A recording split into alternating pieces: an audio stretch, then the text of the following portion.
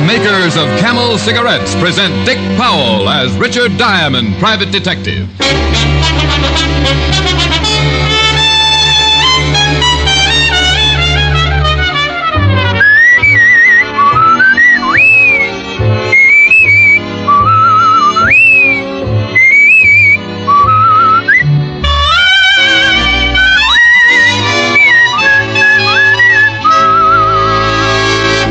The proof of cigarette mildness is in the smoking. Steady smoking. Make your own 30-day Camel test, the thorough test of mildness. Smoke only Camels for 30 days. Enjoy Camel's rich, full flavor. See how mild Camels are, how well they agree with your throat, pack after pack, week after week. You'll soon see why, after all the mildness tests, Camel is by far America's most popular cigarette.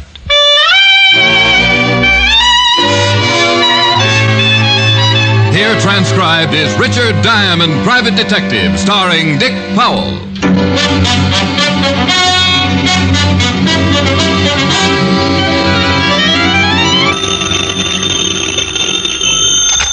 Diamond Detective Agency. Diamond Detective Agency. Well? Hi, Helen. Well? Well, what? Where's the slogan? Diamond Detective Agency is enough. This week, I've decided to conduct my business on more of a refined level. Why? I need the change. I'm getting tired of defending myself. You haven't defended yourself since kindergarten. Are you forgetting the other night in your study? Rick. Now, don't give me that sweet innocence. I should have been decorated for that campaign. Weren't you?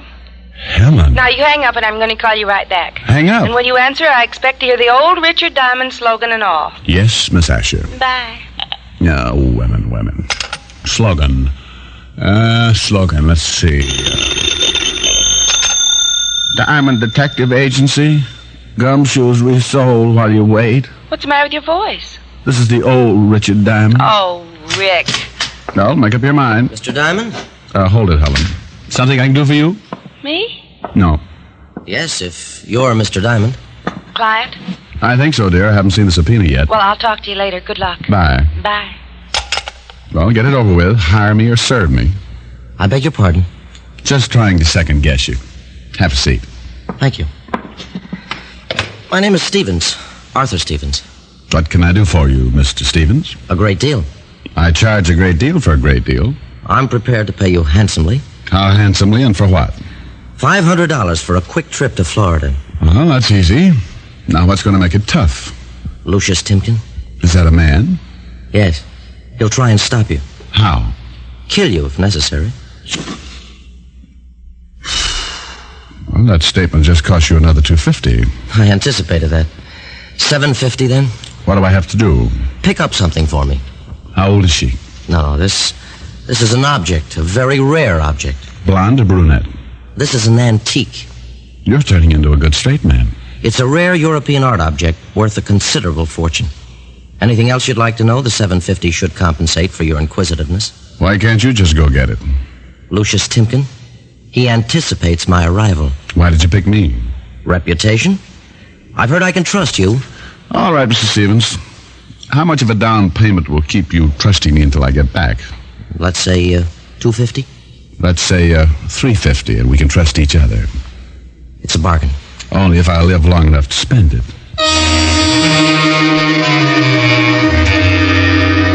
Stevens gave me some instructions, handed me the cash, and I agreed to meet him at my office early in the morning after I had returned with the item. He gave me a round-trip ticket to Miami, Florida, a wet handshake, and a smile that reminded me of a man who'd swallowed a mouthful of sour milk. Now, in my business, I expect trouble. I can usually spot it quicker than a lonesome blonde. And as I watched the door close behind Stevens, I spotted it. Trouble all over the place, and Richard Diamond up to his shoulder holster in it. I called Helen, told her I'd ship her back some oranges, went home and packed, and by 2 p.m. was on the plane heading for Miami. Stevens had instructed me to register at the plaza and wait for a man named Shelton, who was supposed to be my contact and deliver the item. I arrived in Miami, took a cab to the hotel, registered, and went up to my room to take a shower and lose some of the stiffness. A half hour later, I went down to the bar to see if I could get some of the stiffness back.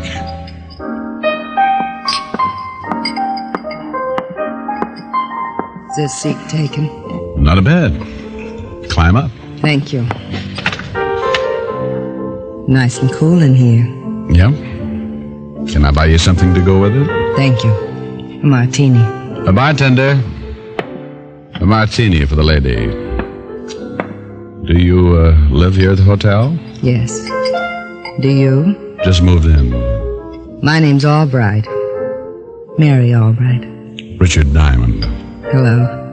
Hello. Staying in Miami long? Depends on the weather.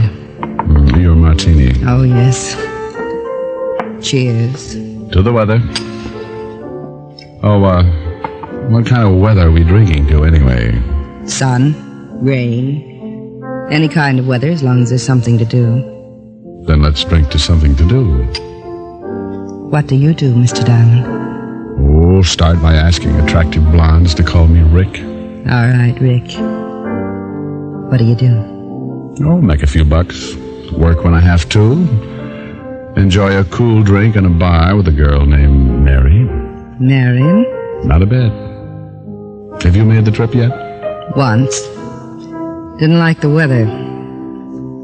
Why don't you buy me dinner, Rick? Oh, sorry you said that. Another date? Business. Then I've got to get right back to New York. Well, it was a nice idea. The nicest. Well, I gotta be going. Nice meeting you, Rick. Goodbye, Mary. Rick, Yeah? what's the weather like in New York? Cold when I left. If you ever fly up, give me a call. I'll do that. Maybe we can melt some snow.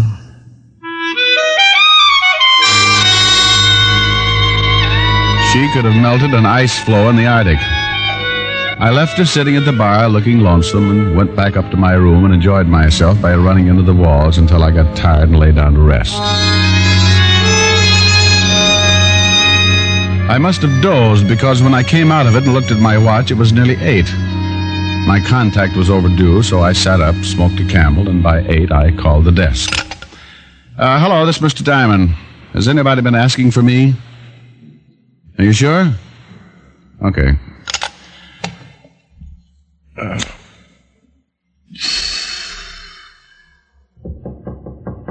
Well, it's about time. Close the door. Hey, Close it. look, friend, you better... Listen. Go to La Granada. Look, you're hurt. La Granada. Hey. Oh, why does everybody pick my room to die in? He was lying on his back with his eyes open and staring up at the ceiling. I rolled him over and wondered how far he'd travel with a bullet hole in his back. He was heavy-set, wearing a navy pea jacket and dungarees. The identification in his wallet showed him to be my contact, George Shelton, and his ship was the Rio Queen. I searched him for something that looked like a rare antique, but the sailor was bare, so I sat down and made up my mind. He'd said something before he died. La Granada. I thought about the rest of the money I was going to be out if I didn't bring the antique back to Stevens and called the police. In 10 minutes, Lieutenant Breek of Miami Homicide was looking at my license. Richard Diamond. 180, licensed in the state of New York, brown hair, and the loveliest blue eyes. I can read. Yeah, but that description doesn't do me justice. You're a pretty fresh guy. I was influenced by the Florida propaganda. Well, you're out of your territory. You don't carry any weight down here. Maybe if I ate a big dinner. I think you should know I don't like private cops. I'm glad I have your confidence. You see he just staggered in here? That's right. Ever see him before? No. You weren't expecting him. No. You called the desk and wanted to know if anybody had asked for you. I always do that to get lonesome. What are you doing in Miami? Spying. I was hired by a California orange grower. You know something? Occasionally. I feel like slapping you around. Well, don't decide on it. I get nasty. You're in trouble here. Oh, call Walt Levinson, 5th Precinct Police in New York. He'll give you references. I'll do that, but I still want to know why this guy picked your room to die in. All right, I'll tell you. I flew all the way from New York just to confuse you. Yeah? Yeah, I haven't killed a man in a hotel room in years. I'm the compulsive type. I just couldn't help it. I think I'll lock you up. Well, do that, and I'll be out in an hour. And I'll sue you for so much false arrest, you'll be pounding a beat so far they'll have to pipe orange juice into you. Look, there's been a murder. Well, I didn't do it. The victim died in your room. You'll have to stick around for questioning. Then question me. There's plenty of time. You look like the type that breeds trouble. Yeah, I took it up after I lost my mink business. I'm going to let you run around for a while. If you're mixed up in this kitten, I'll find out about it. Let me know when you do. You'll be the first to hear about it. I watched while the cleanup boys hauled away my dead contact. Then I promised Lieutenant Breek I'd meet him at the Miami Homicide Division at 8 o'clock the next morning. They left, and I waited until I was sure they were clear of the hotel, then went out to find something or someone called La Granada. Out on the street, I decided a cab driver was my best bet. I spotted one about halfway down the block and started for it. I never made it. Hold it. Right there. Oh, give me one good reason. This gun in your back? I'm glad you said that. I was going to be brave. Don't. Who'd know you were brave if you did? Oh, what do I have to do to stay alive? Just be good and get into that car. Okay. Where are we going? What difference does it make? Well, I might like to look at the scenery. Oh, I hate to disappoint you.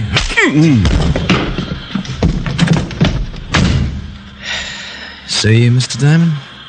Doesn't make any difference now, does it?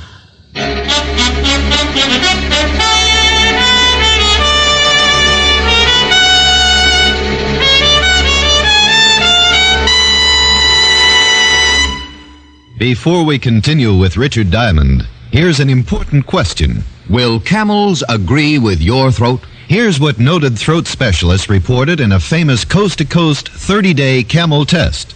Hundreds of men and women, people in different climates, people with normal throats, smoked only Camels for 30 days. The specialists made weekly examinations of their throats, 2,470 examinations in all, and reported not one single case of throat irritation due to smoking Camels. Will camels agree with your throat? Make your own 30-day Camel test, the sensible, thorough cigarette test.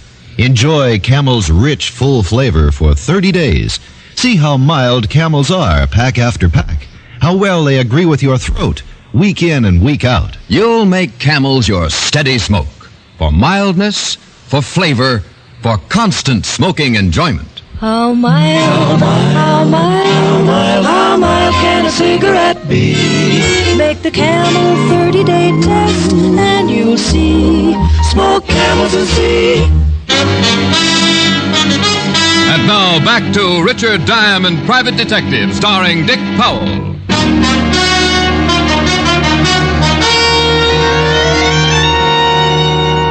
He'd sat me behind the ear with the barrel of his big gun, and I went down like a block of cement in a well. I don't know how long I stayed on the floor of the car, but when I finally pulled myself out of it and shook the cotton out of my head, I found I was in a room sitting in a chair, looking up at the biggest stomach I'd ever seen. Suddenly, over the stomach, a large, round, red face appeared. It smiled, and I tried to return the courtesy. Feeling better, Mr. Diamond? Well, I haven't felt. Martin, Yes, Mr. Timken. get Mr. Diamond a drink. Right away, Mr. Timken. Now, let me find my head first. I wouldn't know where to pour it. I don't generally resort to violence. But this time you've made an exception. It was necessary. I shouldn't want you to find this place again. I shouldn't want to. What happens when I leave? That depends on how much you care to tell me while you're here. There's your drink. Thanks. What happened to that big gun, Sonny? Would you like to see it? Not especially. Oh, how long did it take you to water this thing? I'm sorry. I didn't know you were a heavy drinker. Not heavy, just determined. Enough levities. Let's get down to business, Mr. Diamond. What kind of business, Mr. Timken? Do you know who I am? I was warned. Then we understand each other. Where is it? What? Ah, don't be absurd. The White Cow. Have you tried the stockyards? Do you insist in this humor? Only if it gets a laugh. Mr. Diamond, I intend having the White Cow. Why? Has butter gone up again? I know Mr. Shelton came to your hotel room earlier this evening. Yeah. He brought a bullet along with him. We were able to catch him just after he landed, but he eluded us. And Sonny tried to slow him up with his .45. Or shall we say he met with an unfortunate Accident. Somewhere between this accident and your hotel room, he deposited the white cow. Where, Mr. Diamond? He didn't mention it. I'll give you $1,000 for the information. I'd love it, but I don't know what you're talking about. Oh, come. Martin followed you all the way from New York. Good for Martin. He should have been a boy ranger. Look, Martin, plenty of time for your talents. 2,000, Mr. Diamond. For 2,000, I'd sell you my grandmother's bridge work, but I don't know what you're talking about. Well. Martin? Yes, Mr. Timken? Go turn on the radio. Get some music. Yes, Mr. Timken. Oh, I really don't feel like dancing. I'm still a little dizzy. 3,000. Last offer. Charming, but I'm at a loss. Indeed you are. Martin. Yes, sir. Sonny gonna get rough? Where is the white cow? Sorry. Change his mind, Martin. Certainly. Now, look, The white cow, Mr. Diamond. I tell you, I don't know what... The white cow, Mr. Diamond. I don't know. Where is it, funny man? You can go to... Where? No. Where? Really, Mr. Diamond, is it worth it? No. I wish you thought so. Just tell me where it is. I don't know. All right, Martin. Oh, look. Maybe he's telling the truth. Maybe Shelton didn't tell him where he put it. Then he's of no use to us. But then again, maybe Mr. Shelton did tell him. Mr. Diamond. He's an obstinate young man. Oh, I'll change that. No, you might kill him. If he does know, he can still lead us. Put him to sleep and deposit him in some alley. Yes, sir.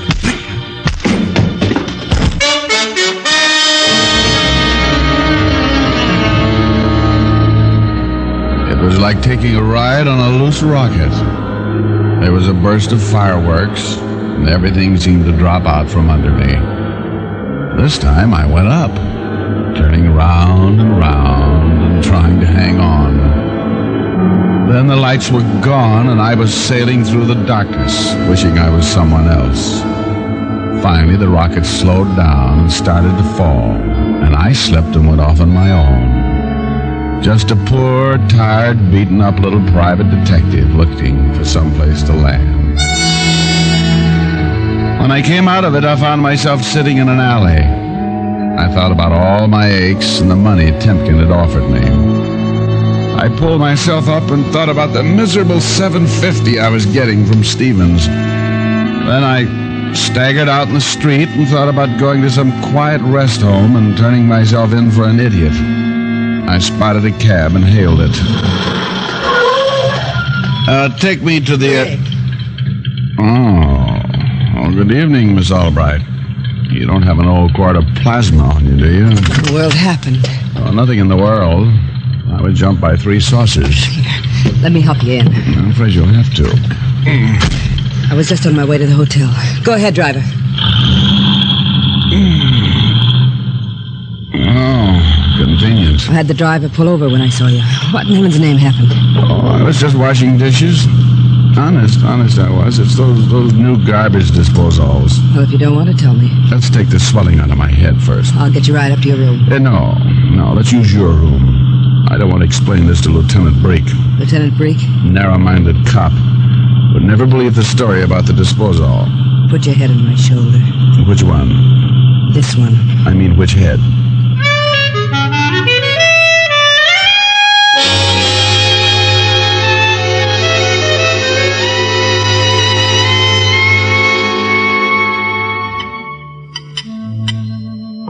This'll sting a little. Put it on the numb spots, I'm sorry. Well, I'll be right home, Mom. Oh, you're not hurt that bad, Rick. Would you be satisfied with, shall we say, a corpse? You're going to be all right. Yeah, but I'm going to need nursing. I'd love it.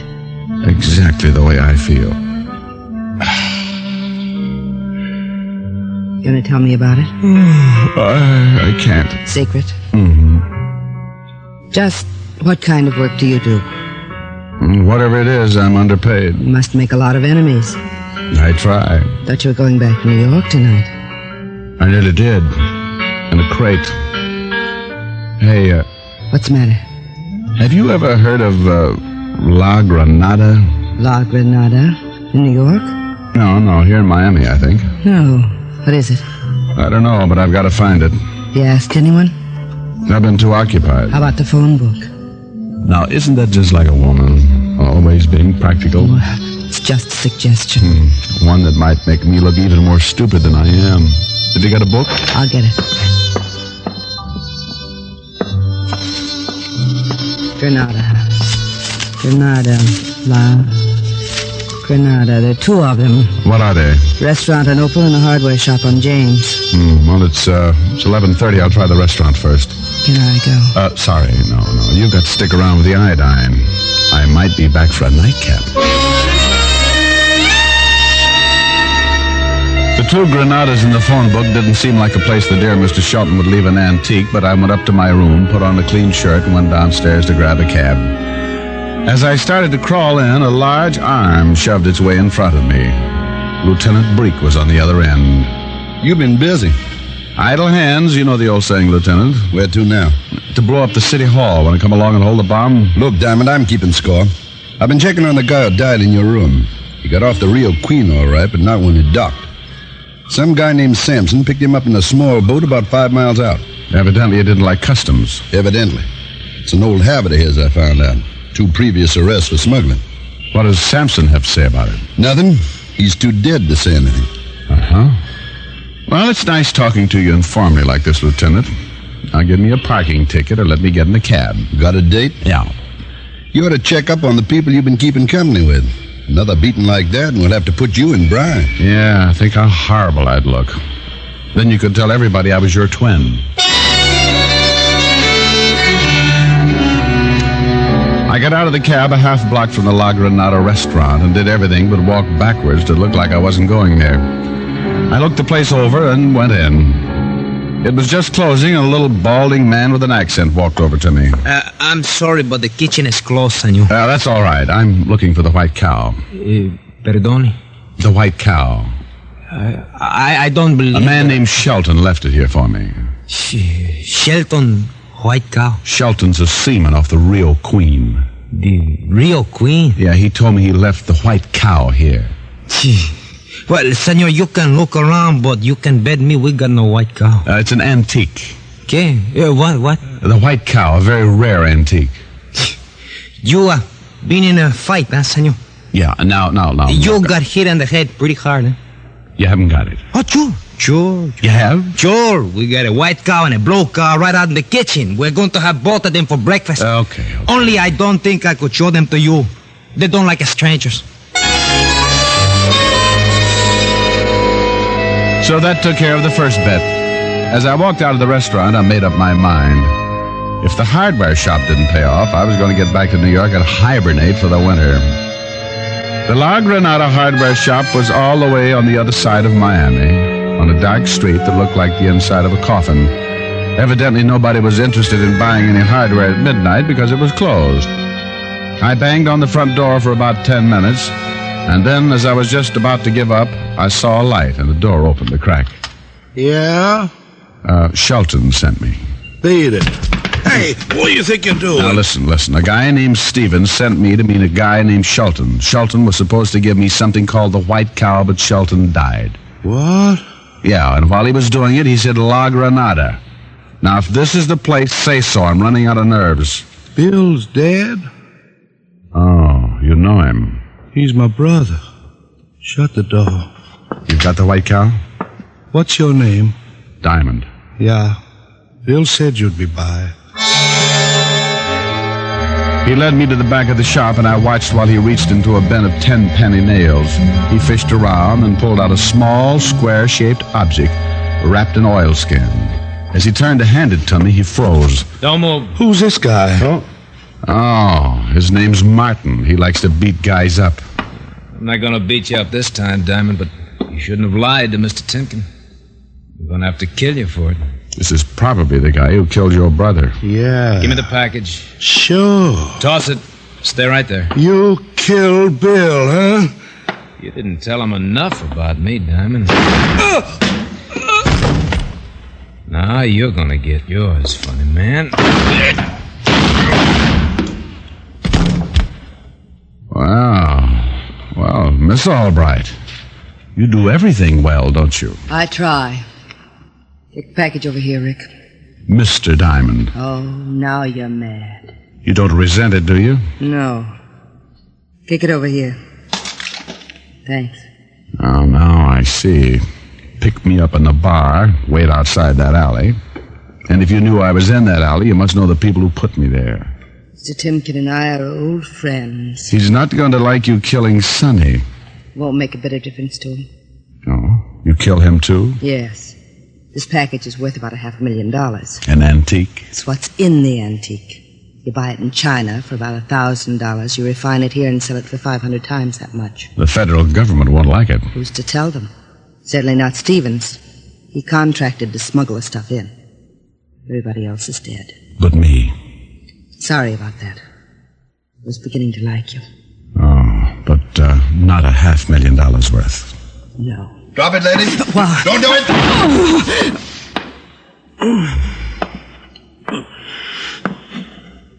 Looks like Grand Central. I'm glad nobody locks doors around here. How did you find me? Told you I was keeping score. You better get an ambulance, Lieutenant. Wish she hadn't tried to shoot. Here. Lean on me, dear. It's the least I can do. Her gun will probably be the one who killed this Timken guy. Get the ambulance, will you? Yeah. Rick, Yeah. looks like nobody gets anything. I got $350 in the beating. I guess I come out on top. Sorry. Won't be able to come to New York. So am I, Mary. There's going to be a lot of snow this year.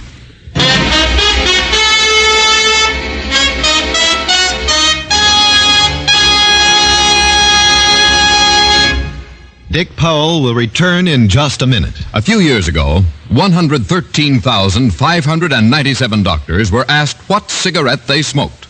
The brand named most was Camel. Again and again, a cross-section of America's men of medicine were asked the same question. Every time, the brand named most was Camel.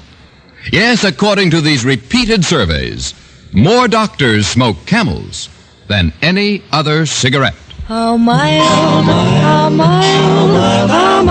a cigarette be? Smoke Camels and see. Here's Dick Powell with a special message. Thank you. Ladies and gentlemen, nobody deserves our appreciation as much as the hospitalized men and women of our armed forces.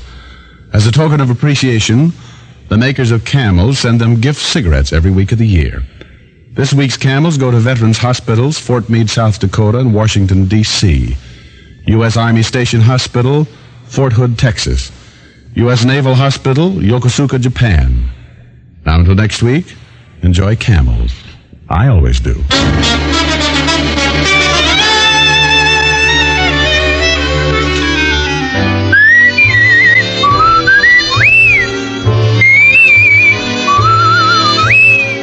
Tonight's transcribed adventure of Richard Diamond was written and directed by Blake Edwards with music by Frank Worth.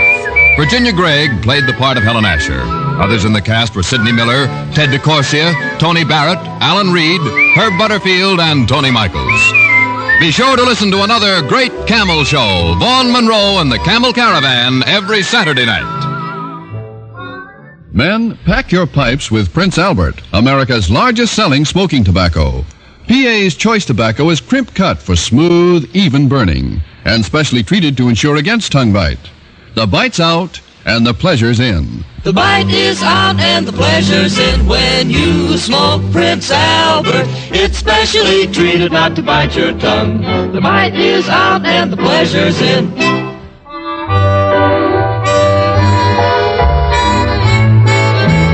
Listen next week for another exciting adventure of Richard Diamond, starring Dick Powell.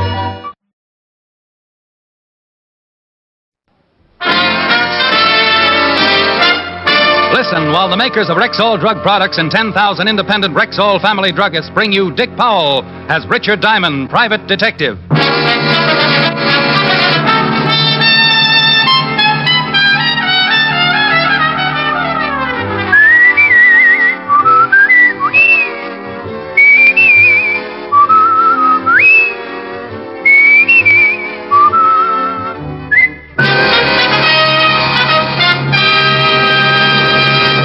Good evening. This is Bill Foreman speaking to you for the 10,000 independent druggists who have made the word Rexall part of their own store names. They've done that because they recommend and sell the 2,000 or more drug products made by the Rexall Drug Company. This evening, we want to call your particular attention to Rexall's sensational two-page ad in this week's issues of Life, Look, Collier's, the Saturday Evening Post, and in the Farm Journal. One page of this important two-page spread announces 10 great new products from the world-famous Rexall Laboratories. The other page features 10 bedrock bargains, available at Rexall drugstores all during the month of June. For new and better health aids, for bigger and more useful bargains, be sure to check Rexall's eye-opening two-page ad in this coming week's issues of Life, Look, Collier's, the Saturday Evening Post, and in the Farm Journal. Good health to all from Rexall. Now, your Rexall family druggist brings you a transcribed half hour with Richard Diamond, Private Detective, starring Dick Powell.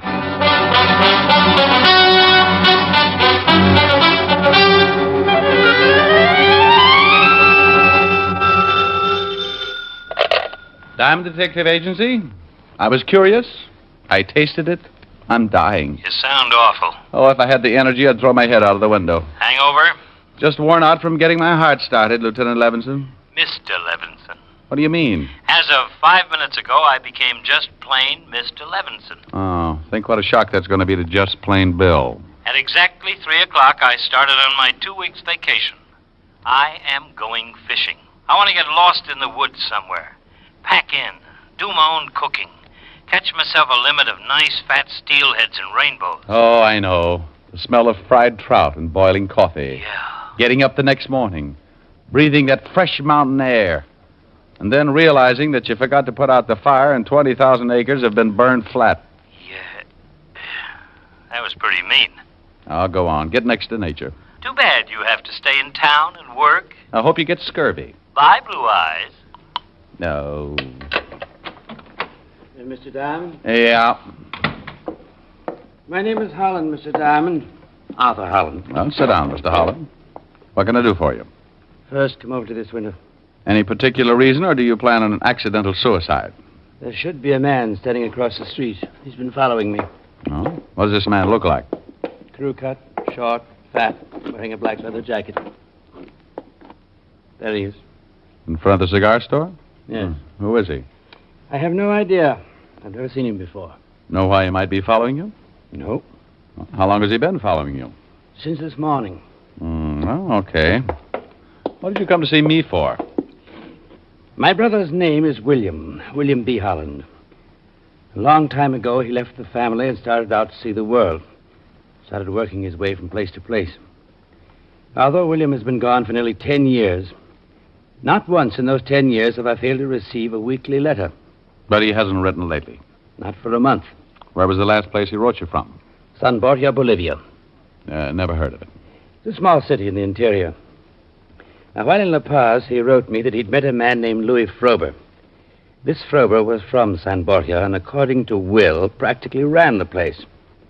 Now, Will said he was going to visit him, and in his last 2 letters, he talked much of Frober and his hospitality.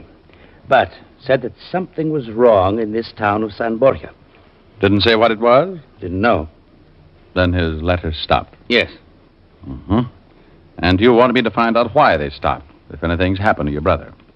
Mr. Diamond, I'm quite wealthy, and I will pay you handsomely to take the job. Besides, it might turn into a nice vacation. South America is supposed to be wonderful this time of year. Vacation? Possibly. Well, Mr. Holland, I'll take the job on 2 conditions. What are they? Well, first, my fee, $100 a day in expenses. Accepted. Thank you. Second, that you purchase 2 tickets for San Borja, Bolivia. 2 tickets? Well, I'd like to take my assistant along. Bolivia is new territory for me, and it might be dangerous. I checked on you quite thoroughly, and I didn't find that you worked with an assistant. Well, only on the cases that take me out of town. He's a worldly man. He could find a trout in the Sahara. Lots of experience. 15 years with the police department. All right. What's his name? Walter Q. Levinson. The Q is for Quincy. But don't tell him I mentioned it. Well, that's how it works. Man comes in, wants me to find his brother. Last seen in South America. Walt Levinson was looking for a vacation spot, and I was looking for someone to talk to on my way to San Borja. Result? One phone call to Fatty Levinson. Bolivia? Oh, but you'll love it, Walt. Trout as big as sharks. Where did you get 2 tickets to Bolivia? Well, to tell you the truth, Fatty, I'm going down on a little job. See you when you get back. Bye. Now, wait a minute. Wait a minute, you ingrate. I've just got to find a missing brother. After that, we can relax and have ourselves a time. Oh, think of it. South America. The ocean as blue as my eyes. Dames. Native music under a golden moon. And dames. Quaint little What did you say? Dames. Well? I'll meet you at the airport.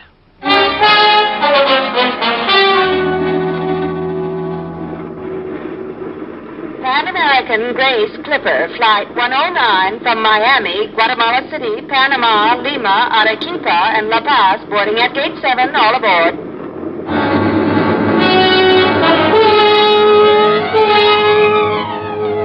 Pan American Clipper, destination La Paz, Bolivia. And enough horsepower to get us there in a snappy 14 hours. The lights of Manhattan dropping away as we turn on the first leg of our pattern, heading up for 16,000, looking down and wondering about a man in a leather jacket and a crew cut, looking down as the lights begin to melt into a heavy cold front. 16,000, flying south, the pitch changing the propellers into a mellow hum. Why don't you relax? Well, did you notice a little blonde stewardess with the high-altitude features? On the way in. I want to get some sleep. Well, indulge yourself. I'm going to see if I can do something about the pressure in this cabin. The water on my knee is beginning to percolate. Oh, miss!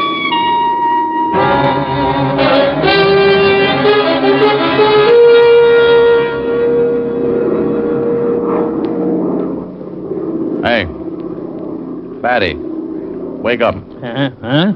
Oh. You had yourself quite asleep. Yeah. Where are we? Well, another hour, we're in Miami. How'd you make out with Miss Hummingbird? Been with Pan American 3 years, 60,000 miles, over 2,000 hours. Name's Rogers, Gene Rogers, Baltimore. How'd you make out? Oh, shut up.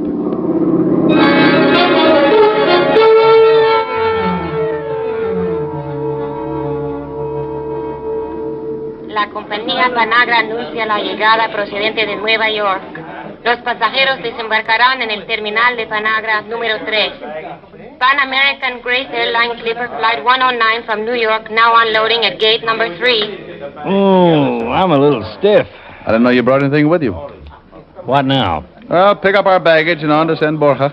Where the devil is San Borja? How do I know? Let's go find out. And we did. San Borja, according to the information desk, was some 200 kilometers into the interior.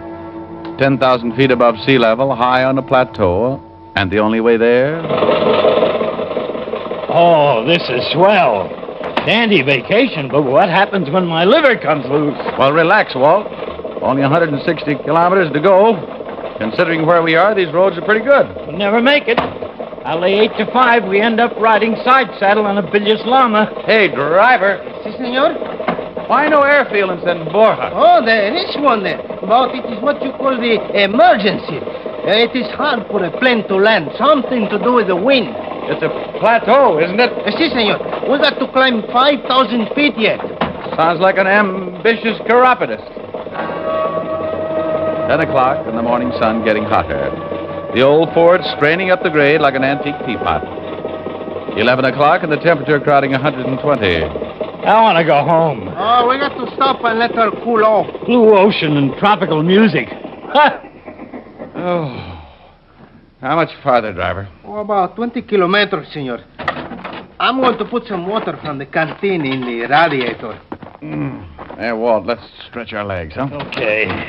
Oh, lousy humidity. Oh, she sure was empty. He means his head. Duck, Walt. On the car. You okay? Yeah. I think they're behind that hill. Go out this side and try to circle them. Keep them covered. Right. Keep your head down. Gee, I'm glad you thought of that. Walt covered me, and I crawled out behind the car and took off for a bunch of trees. They didn't spot me until I'd circled them and was almost on top of them. 2 men with rifles lying behind a small hill. One of them turned and spotted me moving in. Walt? Yeah, okay. Okay. You all in one piece? Yeah. How about you? Fine. 2 of them, huh? Yeah, bandits, I guess. You got them both. Wonder what they're after. Our hides. Came close to getting them, too. The unexpected. 2 men with rifles hiding behind a hill. If I hadn't gotten them, they'd have gotten us. We picked them up, dragged them over to the car, and I kept asking myself, why? Why 2 men behind a hill with rifles? Bandits? Maybe. Assassins paid to wait there and kill us? If that was the answer, who told them we were coming? The man in the leather jacket back in New York? Maybe. Dumped them in the car? Yeah. The drivers had it. Slug got him in the chest. I'll dump him in, too. Let's get to San Borja and get some answers. And if you say anything about a vacation, I'll sing all the way up the hill.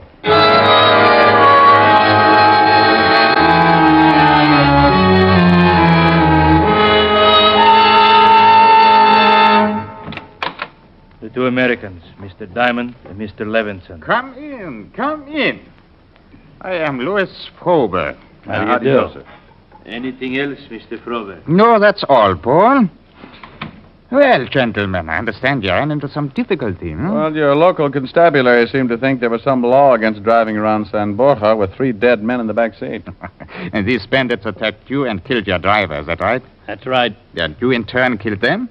That's right. Well, for tourists, you fight rather well. Well, not exactly tourists, Mr. Frober. We asked to see you because we were sent here to locate a William Holland. Ah, I see. May I offer you a drink? Lovely suggestion. He represents the interests of Arthur Holland, William's brother. That's right. Water? Straight. Well, gentlemen, I informed Mr. Holland that William simply left. After all, there's nothing strange about that. There you are. Thank you. Thank you. We're not looking for anything unusual, Mr. Frober. This was the last place William was heard from, so this is the most likely place to try and locate him. Of course.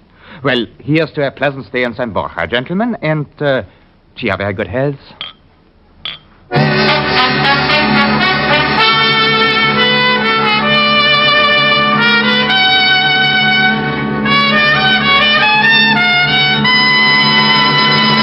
Next week's issues of Life, Look, Collier's, the Saturday Evening Post, and the Farm Journal carry one of the most important Rexall advertisements ever published. One page of this amazing 2-page spread announces 10 great new products direct from the world-famous Rexall laboratories. The other features 10 down-to-the-bone bargains available at every Rexall drugstore all during June. Listen to just a couple of examples. From the product page, Rexall 5X Multivitamins, a new and vital formula that gives you 5 times the established daily requirement of all vitamins with known minimums. Special introductory offer, 10-day trial size, $1.79 value, free of extra cost with a purchase of the regular bottle of 50, both for only $6.95. From the bargain page, gold-plated metal frame sunglasses, men's and ladies' styles, regular dollar value, now only 67 cents. Remember, for new and better health aids, for bigger and more useful bargains, check Rexall's sensational 2-page ad in next week's issues of Life, Look, Collier's, the Saturday Evening Post, and in the Farm Journal.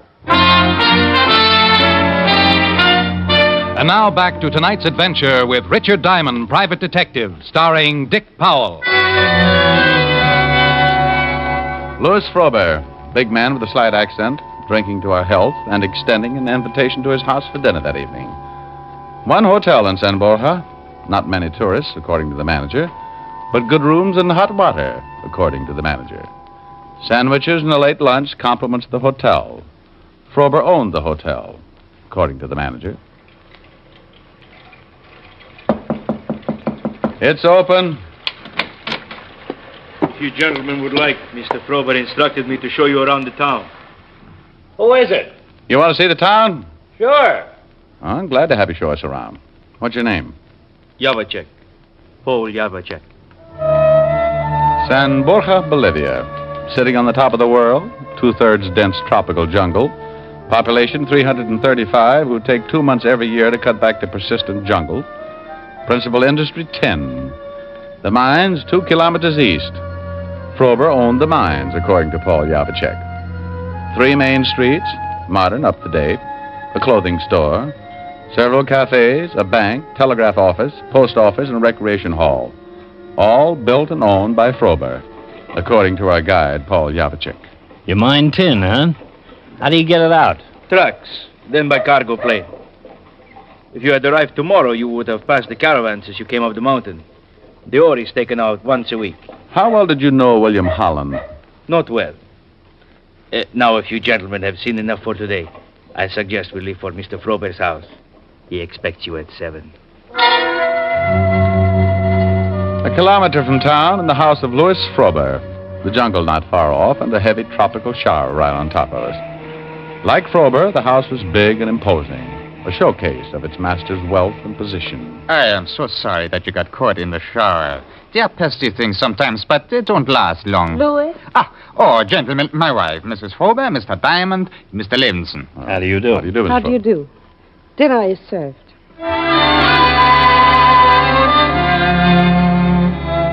Dinner. The long, paneled dining room illuminated by a dozen candles. Music floating in from a hidden speaker. The food, something to make the Waldorf chef quietly fold his tent. And the conversation? Do you plan to stay in San Borja long, Mr. Diamond? It was hard to say, Mrs. Frober. It's a wonderful soup. Mr. Diamond and Mr. Levinson have been sent here to try and locate William Holland. Oh? The soup is my own recipe, Mr. Diamond. Made from barley grown right here in San Borja.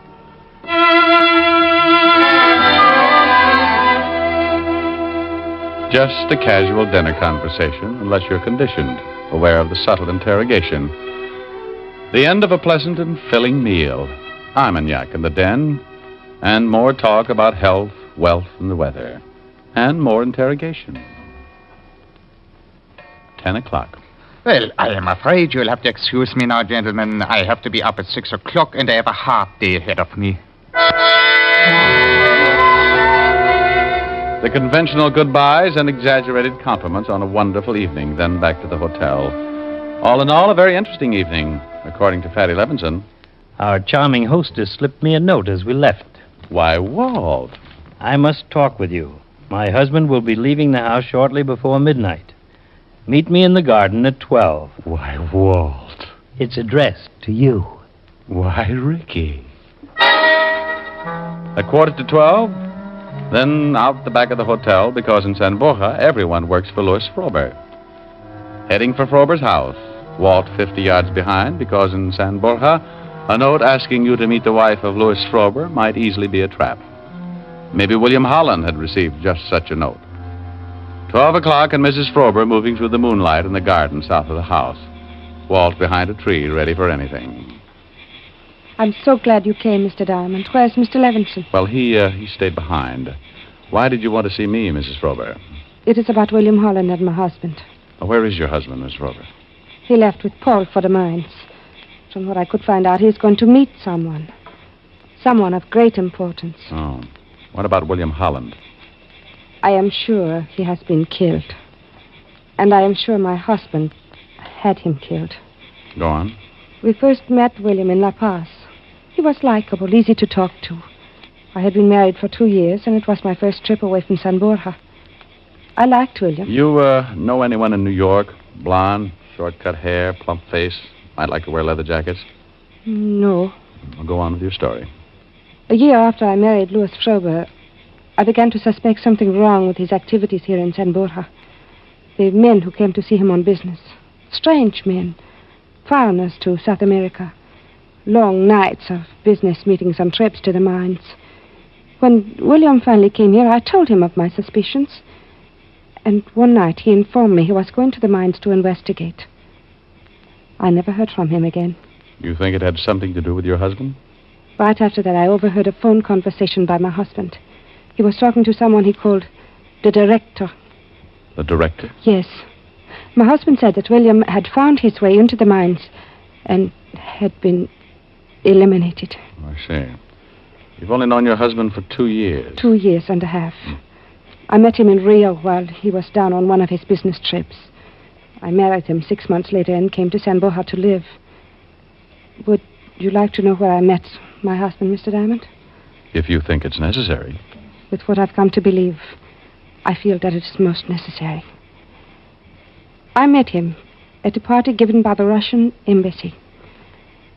Mr. Diamond, I am sure that my husband is an important official for the communists.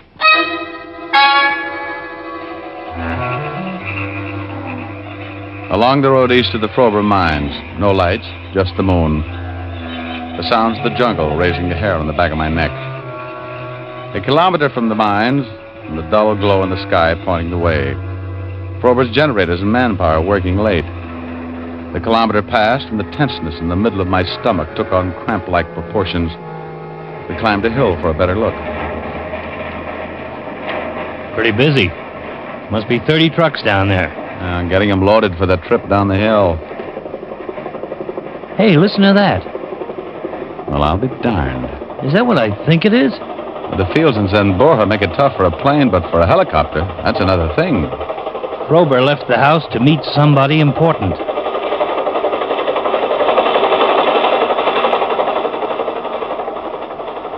Anybody who comes into San Borja in a helicopter at night is a pretty good bet to be important. Our dead driver said there was an emergency field. Well, it's landing on the other side of the mines. Must be close. You want to take a look? Well, not too many men around those trucks. Before we go looking for that copter, I want to see if it's really 10 Mr. Frober's taking out of that mine. Down the hill, wall 20 yards behind in case of trouble. Picking our way through the brush, trying not to sound like a landslide.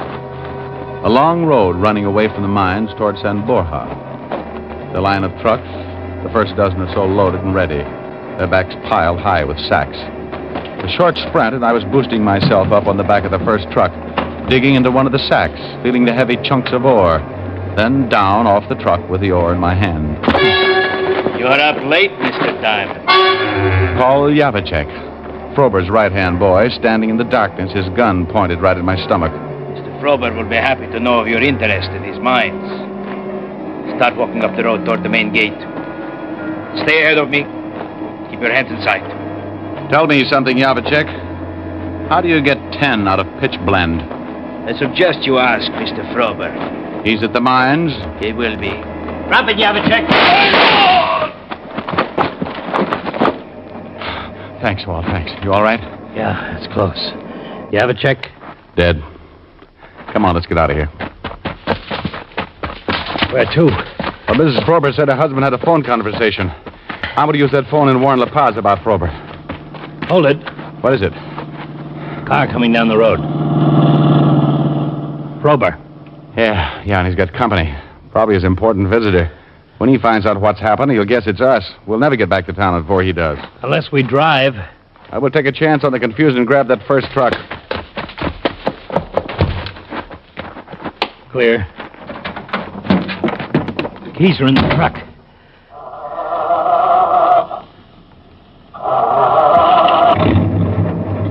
We must live right. Yeah, but for how long?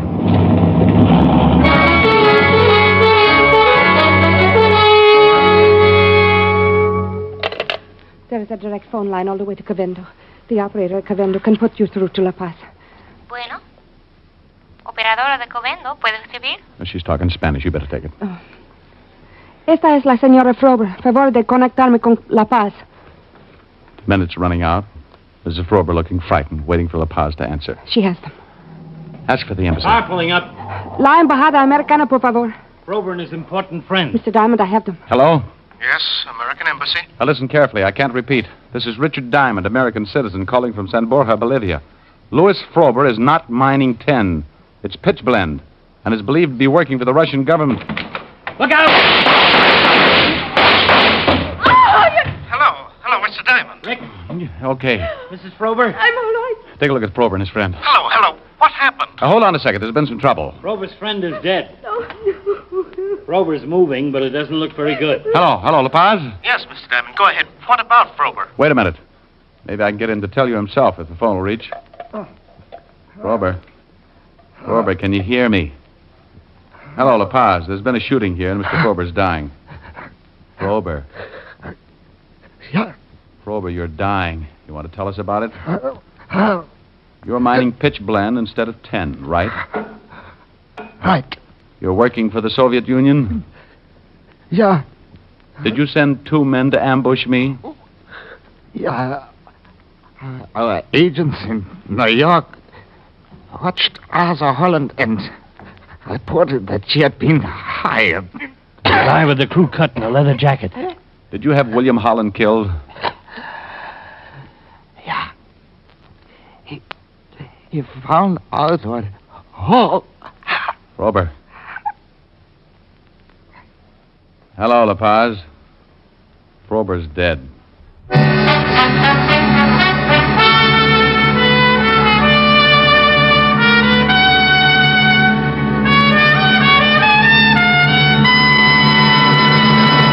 This time of year, no woman wants to spend endless hours caring for her skin and makeup. Since you want the finest beauty care in the least time and with no nonsense about it, why not try the new Ann Delafield Cosmetics? Designed expressly for the busy modern woman, they give you the most for your cosmetic dollar and save time as well. There are no endless bottles and jars, no endless creams for different corners of your face and neck. Just one fine cream. The Ann Delafield All-Purpose Deep Cream. A day cream, cleansing cream, night cream. All creams in one. There are vitamins, too, for true beauty from within, and other lovely makeup aids tailor-made for you. Look for the fine Ann Delafield Cosmetics at Rexall drugstores everywhere. Good health to all from Rexall.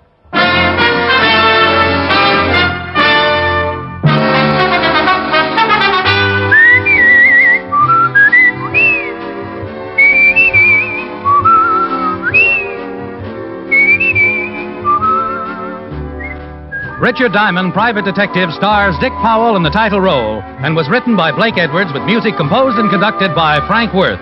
Dick Powell directed the RKO production Split Second, which is now in release, and his latest film appearance was in the Metro Goldwyn Mayer award-winning The Bad and the Beautiful. Heard in tonight's cast were Arthur Q. Bryan, Wilms Herbert, Ben Wright, Jack Crucian, Virginia Gregg, Don Diamond, and Lillian Bayef. Richard Diamond, Private Detective is transcribed in Hollywood by Jaime Del Valle.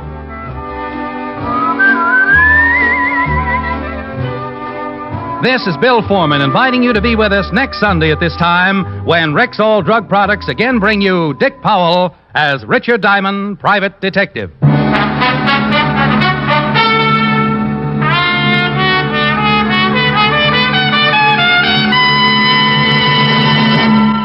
Remember, for new and better health aids, for bigger and more useful bargains, check Rexall's sensational 2-page ad in next week's issues of Life, Look, Collier's, the Saturday Evening Post, and in the Farm Journal. You can know better health. You can save money.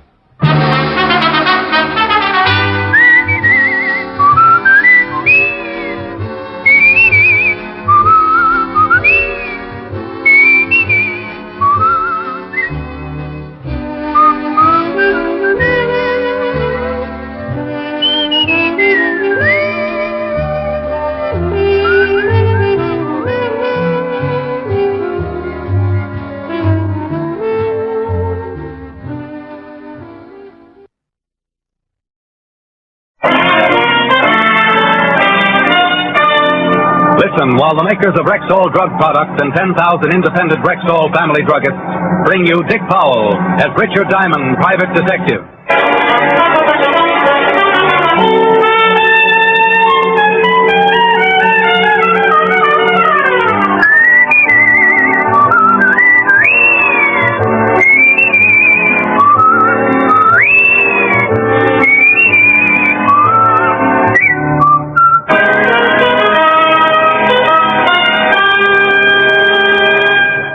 Good evening. This is your Rexall family druggist speaking to you for the 10,000 independent druggists who have made the word Rexall part of our own store names and who recommend and sell the 2,000 or more drug products made by the Rexall Drug Company, like Rexall MI31, for example, Rexall's popular and versatile mouthwash, gargle, and breath deodorant, Full-strength MI31 kills contacted germs almost instantly, yet will not harm the delicate membranes of the mouth and throat. Ask for Rexall MI31 at Rexall drugstores everywhere. And remember, you can depend on any drug product that bears the name Rexall. Good health to all from Rexall. Now your Rexall Family Druggist brings you a transcribed half hour with Richard Diamond, Private Detective, starring Dick Powell.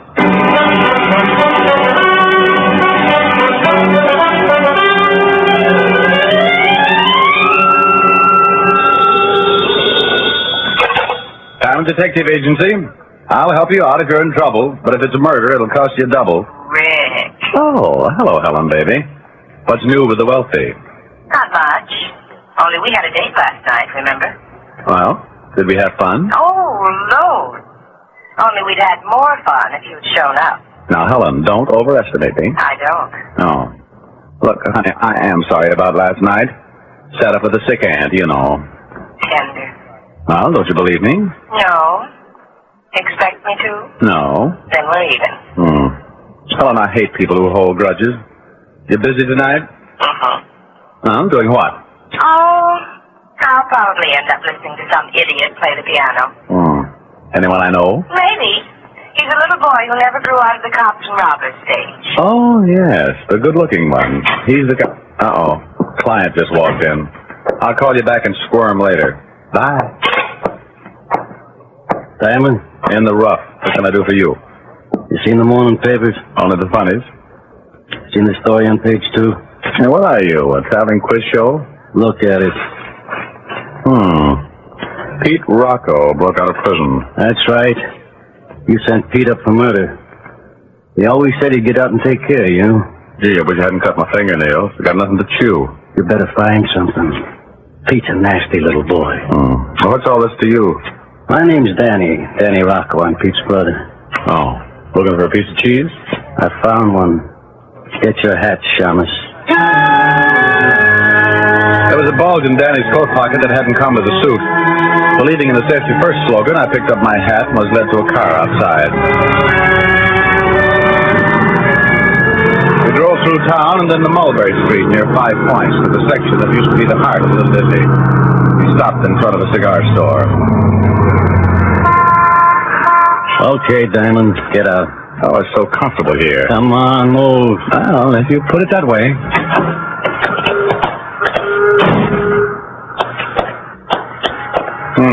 The Rocco Smoke Shop. Yeah, it's mine. Bet you sell opium. In the back, behind those curtains. That's far enough. Ma! Hey, Ma! I'm right here, Daniel. You know I don't like shouting. Standing in the doorway was a little gray-haired old lady with a sweet, tired smile on her face. If this was Pete Rocco, he wore quite a disguise. You Richard Diamond? I've given up denying it. Sit down, please. Daniel, stop looking mean. Go outside and tend the shop. Oh. Daniel. Okay, Ma. Well, now I've seen everything. Daniel's a good boy, Mr. Diamond. But one must be stern at times. Oh, yes, one must. You're probably wondering why I sent Daniel to bring you here. Well, I have thought about it between prayers. Mr. Diamond, I tried to raise my boys the best I could. Peter and Daniel had every chance for success, but Peter failed me. He killed a man. Go on. I trained my boys to be pickpockets. That was during their school days, of course. Oh, yes, of course. Later, I take them to a nice, tidy little bookmaking business. Like any mother, I wanted to keep them away from violence. Very thoughtful. Mr. Diamond, I've known crime and criminals all my life. My husband was an immigrant. A criminal killed in a gang war. The only life I could teach them, but Peter failed me. Peter turned to murder. Mrs. Rocco, this is very interesting, but why was I brought here? I'm getting to that. Please be patient. Sorry. You see, as long as my boys stuck to bookmaking, I was happy. I was proud of them. But when Peter killed that man, well, He failed me. You said that before. Yes, so I did. Mr. Diamond, you're the one who sent Peter to prison. Police couldn't catch him, but you did. I want you to send my boy back where he belongs. Behind bars. Oh, I see. I'll pay you usual fee. If Peter's out long, he might kill another man. I couldn't stand that. I don't hold with violence, Mr. Diamond. There was a sad look on her face as she pushed the buzzer beside her chair. She was a proud little thing, but you could see the hurt in her eyes when she spoke of Pete. She was determined to have him put back in prison. After all, she'd only raised him to be a pickpocket. Oh, this modern generation. Absolutely no regard for their parents. You ring for me, Ma? Daniel, drive Mr. Diamond back to town. I'll watch the shop. Oh, dear. You haven't said that you'll take the job, have you, Mr. Diamond? Ma would like for you to, Shamus. Well, Thank you so much. Daniel, you're looking mean again. Danny drove me downtown. Instead of going to my office, I went to the 5th Precinct, where I found Sergeant Otis laboring over a crossword puzzle. Poor Otis. He couldn't find a 4-letter word for something that swims, even if you hit him in the face with a herring. Well, hello, brainchild. What? Oh, you. Clever as always, I see. Shamus, why don't you dig a hole and jump in it? And disturb your wormy relatives? Oh, perish the thought. Get lost. My, aren't we touchy today? Well, can't you see I'm working a puzzle? See it? Yes. Believe it. Well, that's another matter. But work on it, genius. I'm going to see Walt. Oh. Good afternoon, Lieutenant Levinson. My, you look impressive with your feet on the desk. Saving shoe leather? Rick, where have you been? I called you 50 times this morning. Well, I've been chatting with a very pleasant little lady. Blonde or brunette? Neither. Her hair was gray. Well, for you, that's a switch. But boy, you better go in hiding for a while. Pete Rocco's out of prison. Yeah, so I heard. That why you called me? Right. Rocco said he'd get you, and he's not the type to kid. He'll be looking for you, Rick. Well, that's just Andy, Walt, because I'll be looking for him. What? I've got a client wants Rocco back behind bars. Any idea where he is? Not much to go on. He's here in town somewhere, that's for sure. Why do you say that? Well, remember that roll he took from that bookie before he plugged him? More than $50,000. He never would tell where he hid it. Oh, yeah. You think he'll hang around long enough to dig it up and then go south, huh? That's how it looks to me. On the other hand, he might contact one of his old cronies here to get the dough and meet him somewhere else. Maybe. But Pete wouldn't trust many people with $50,000. What? There was a guy named Roscoe Ward used to pal around with Pete a lot. He's still around town? Yeah, I got a location on him this morning. Seems he's a bowling fanatic. Bowling? Yep, hangs out in an alley around North Broadway. Joint called Atlas Alley. Yeah, I know the place. Well, I think I'll get a little exercise.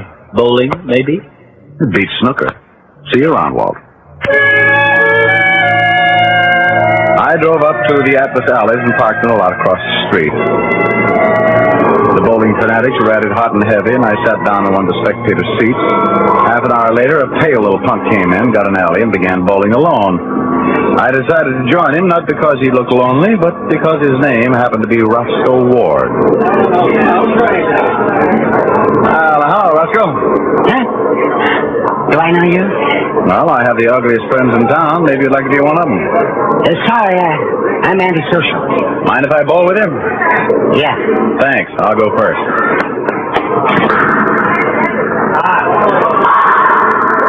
Oh, I knocked them all down. Now, what will you play with? Hey, that's not bad. You got a swell approach. Thanks.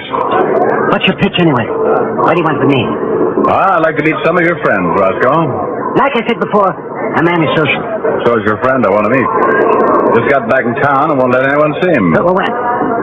Hey, now I remember you. The name's Diamond. Good memory. Let's try it again. Know where Pete Rocco is? Oh, so that's it, huh? But you better head for the Catskills.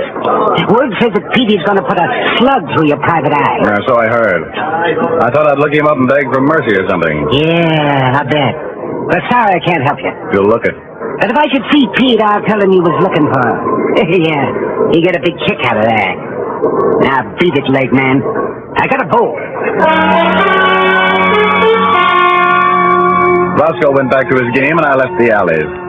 The only thing I knew about Pete Rocco was that somewhere in this city of millions he was waiting to kill yours truly. Not a pleasant thought, but then I'm not in a very pleasant business. I crossed the street to the parking lot and went to my car. Hi, pal. Been waiting for you. Wow, Pete Rocco. Yeah. Get in. You look thinner, Pete. Can I go across the street and get you a hot dog? No, thanks, pal. Right now I've got my heart set on a little ride. Now get in.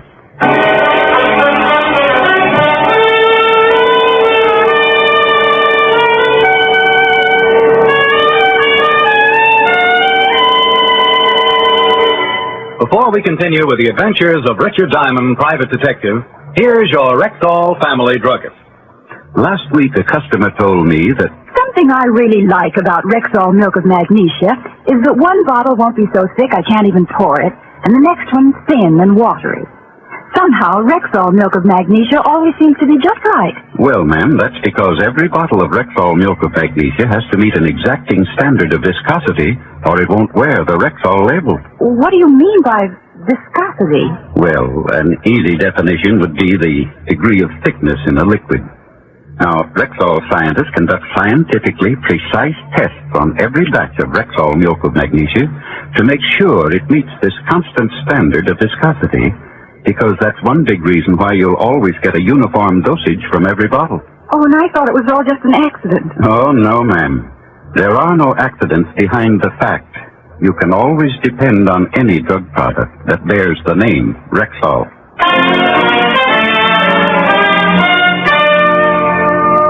And now back to tonight's adventure with Richard Diamond, private detective, starring Dick Powell.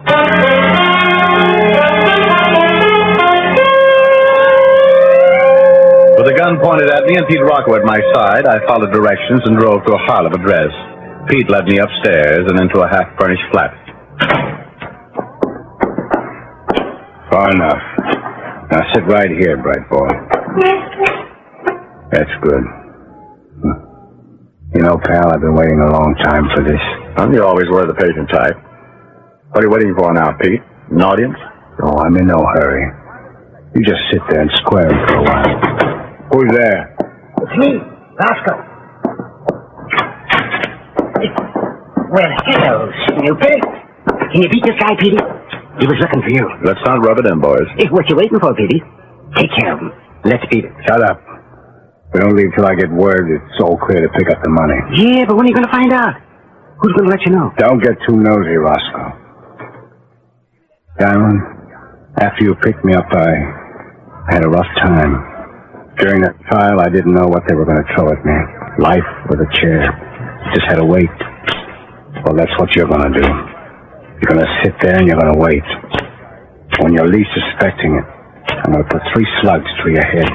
My barber won't like this. Yeah, just keep making cracks, wise guy. You'll break before long. Yeah, you'll break before long. Is there an echo in here? Roscoe, did you shake that police tail? Yeah, he's still looking for me in the bowling alley. Good. Tie Diamond up tight and keep an eye on him. I'm going out for a while. Oh, Pete, you ain't going to take a chance on getting seen. Shut up. Been away for 5 years. I'll do what I want. Now tie him up.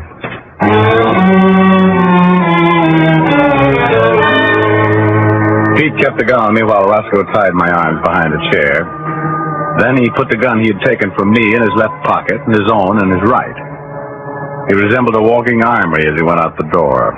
You know, Snoopy, you're not so bad. Oh, now watch it, Roscoe. You'll hurt my feelings. Pete's a rough boy. I'm going to enjoy watching him settle with you. Oh, you have such simple taste. What's in this for you?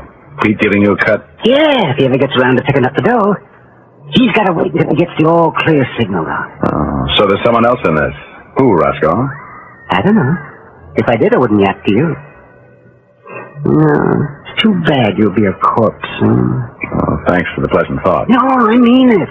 That strike you made at the bowling alley tonight, that just wasn't luck. You got a swell approach. You think so? Yeah. That's where I have my trouble, with my approach. But when Pete gives me my cut of the dough, I'm going to buy me an alley and bowl all the time. Oh, how exciting. Say, you want to give me a few pointers? What? The approach. Maybe you could help me improve mine, huh? Now, look, this floor is kind of slippery. Now, watch. Now, I always hold the ball like this. You see? I swing it back and approach like this. Ed, how'd it look to you? Well, I couldn't see too well from here.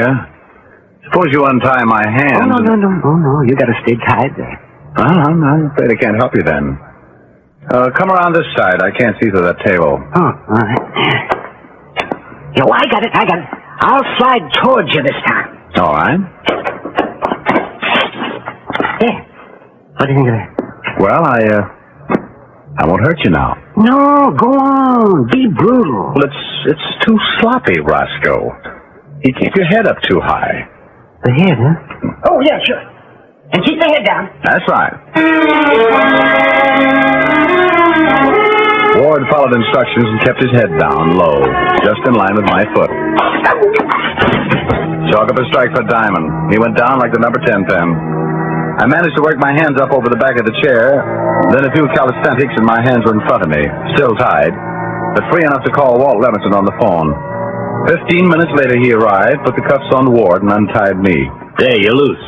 You know, maybe I should have kept you tied up. You might stay out of trouble then. You're so considerate, Walt. I'll put some men around the house. When Pete comes back with... Uh-oh. Maybe him now. Otis, bring Roscoe Ward over here. Come on, Ward.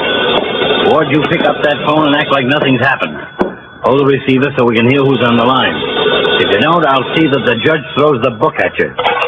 Hello. Roscoe? Yeah. Is this Pete? Of course, you dope. Wrong? Oh, no, Pete. No, everything's fine. You sound funny. Take the phone over and put the receiver in front of Diamond. Sure, Pete. He said. I heard him. Give me that phone. Hello, Pete. Check up to see if I'm comfortable? How long you been loose, pal? Come again? Diamond, I left you in a chair across the room. The phone don't reach that far. Well, Pete, you're getting smarter. Yeah, thanks. Too bad I'll have to postpone those 3 slugs in the head. But maybe later. I'm glad you said maybe, Pete. I have different ideas. Yeah, we'll see, pal. We'll see. Well, he tricked us, Walt. He won't be back here. Does this bird know where he is? I don't think so. Roscoe, you mentioned that Pete had to wait for the word from someone before he could pick up that money. Who is that someone? I told you before, I don't know. Look, punk, you're all through. Help us out and you'll get a better deal in court. Yeah, if I knew, I'd tell you. All I know is that Pete won't go near the door until someone gives him the green light. No. I think he's telling the truth, Walt. Take him downtown and book him. I'm going visiting. I drove back out Mulberry Street to the Rocco Cigar Store. I was hoping Pete's brother, Dan, might remember some of Pete's old hangouts. I wanted to wrap up this case quickly for 2 reasons. 1, Pete was a killer, might kill again at any minute. And 2, I might be the one he'd killed. Simon? Yeah, hello, Danny. I'm trying to get you in your office. I think I know where Pete is. So, Mr. Diamond, I'll tell you later. I do hope you have something to report. Well, not much, Mrs. Rocco. I met your son today on the wrong side of a gun. I don't know where he is now. Oh, well, that's too bad. You will catch him, I'm sure of that. Peter must be punished. I don't hold with violence, Mr. Diamond. Ma, don't you want me to drive you over to visit Mrs. Montelli? Oh, well, that would be nice, Daniel. I'd like that. Well, you get your wrap and we'll go now. All right. And, Mr. Diamond, remember, I want my son caught quickly before he can kill again. Good day. Now then, Danny, what were you saying about Pete? I know where you can locate him. I didn't want to talk in front of Ma. I want to kept out of this. Go on. Pete called me a little while ago. He's coming over tonight. I'm taking Ma to visit a friend, so she'll be out of the way. Tonight's your chance, Diamond. Tonight. I made plans to meet Danny out in front of the shop around 8. Then I went back to my office. I called Helen, wrote my dinner dates for that evening, and waited as the hours ticked by. 7:30, and I was ready to go. Pete had taken my gun earlier, so I slipped a spare in my pocket and drove to the cigar store. I parked down the street, walked halfway up the block, and met Danny. Diamond? Yeah. Our boy showed up yet? No, but he should be here soon. Come on. We walked up to the shop, and Danny unlocked the door. The shop was dark as I entered, and I tripped over something on the floor. Hey, can we have some light in here? Sure. Why not? That's better. And then I saw what I tripped over. Pete Rocco with 6 bullet holes in his body. And then it was clear. Why had Pete come here? To get the money. That made the strong-arm boy behind me the contact. The one Pete was waiting for to give him the all-clear was little brother Danny. Are you, Shamus? I'll be honest. Yes, I am. Pretty smooth, huh? Here, catch. Yeah, that's good. You'll notice it's your gun. Pete was bragging about how he took it from you. He let me see it. And that was fatal. Right. And this gun I got on you now was Pete's. I kill you, put the gun in Pete's hand, then I'm clear. You shot each other. No one will blame me. You thought this all out, huh? That's right. Pete and I robbed that bookie together. He left the dough for me to keep after he was picked up. I figured he'd never get out, but when he did, well, it's real convenient you're being around. Now say your prayers, Shamus. This is it.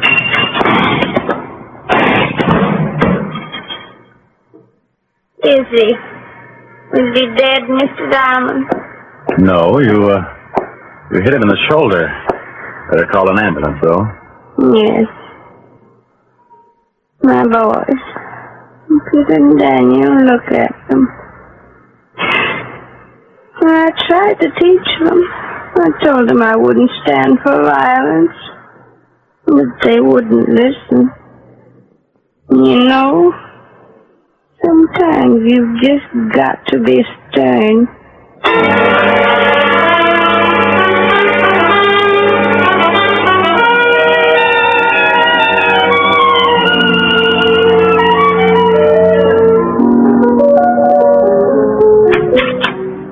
You rang for me, Miss Helen? Yes, Francis. Will you fix us some drinks, please? Soda was mine.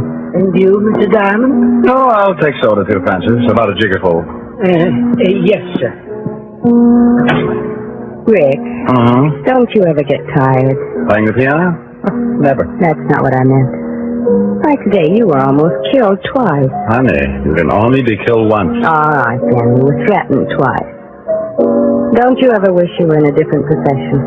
For instance? Oh, insurance, maybe. You can talk fast enough. Well, you may have something there. Need a lot of gals in the insurance game. On second thought, you'd be better as a good humor man. Need a lot of children instead. Gals are like better. So I've noticed. Oh, Helen, what's wrong with my own business? Now, where else could I find excitement all day and a beautiful girl to sing to at night? Flattery will get you everywhere, Mr. Diamond. Don't I know it? A little bit independent in your walk, a little bit independent in your talk. There's nothing like you in Paris or New York. You're awfully easy on the eye. A little bit independent when we dance, a little bit independent towards romance. A bit of sophistication in your glance, and yet you're easy on the eye. Whenever I'm with you alone, you weave a magic spell. And though it be a danger zone, I only know that you're swell. A little bit independent with your smile, a little bit independent in your style. How can I help but love you all the while when you're so easy on the eye? Rick. Yes, baby? I've been wondering which holds more attraction for you. Me or my piano? Oh, come here, baby. Here's your drink, Mr. Oh! Mr. Diamond. Miss Helen. Oh, dear. Why did I ever leave Cambridge?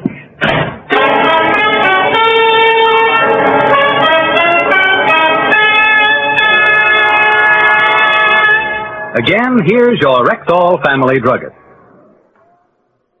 Whenever you have a headache, remember this about Rexall aspirin.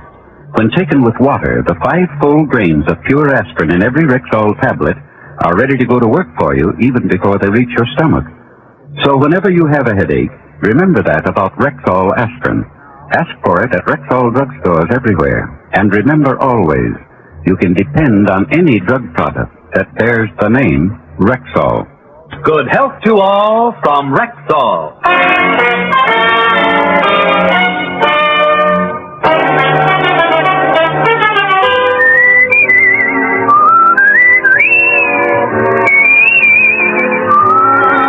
Richard Diamond, Private Detective, stars Dick Powell in the title role, with music composed and conducted by Frank Worth. Look for Dick Powell in the Metro-Goldwyn-Mayer production Right Cross, in which he co-stars with June Allison and Ricardo Montalban. Richard Diamond, Private Detective, is transcribed in Hollywood by Jaime Del Valle. This is Bill Foreman inviting you to be with us next week at this time, when we will again present Dick Powell as Richard Diamond, Private Detective.